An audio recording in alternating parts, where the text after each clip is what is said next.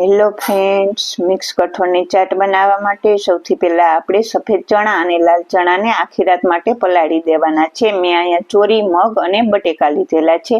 હવે આપણે આ બધી વસ્તુને પ્રેશર કુકરમાં ઉમેરી અને બાફી લઈશું. બફાઈ જાય એટલે તેનું બધું પાણી બહાર કાઢી લેશું અને એક વાસણ લેશું. તેમાં બધા કઠોળ ઉમેરીશું અને તેમાં બાફેલા બટેટા છે તેને કટ કરીને ઉમેરીશું. ઝીણી સમારેલી ડુંગળી, ધાણા ભાજી, ઝીણું સમારેલું ટમેટું, દાડમના દાણા અને તેમાં આપણે મીઠી ચટણી, ગ્રીન ચટણી અને સૂકા મસાલા ઉમેરીશું. સૂકા મસાલામાં આપણે લાલ મરચું પાવડર, નિમક, સંચળ પાવડર અને ચાટ મસાલો ઉમેરી બધી વસ્તુને મિક્સ કરી લેશું અને સર્વ કરીશું.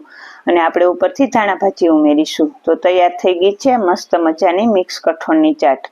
ફૂલ વિડીયો જોવા માટે પેજને લાઈક કરો અને ચેનલને સબસ્ક્રાઈબ કરો. તો તૈયાર છે એકદમ ટેસ્ટી એવી મિક્સ કઠોળની ચાટ.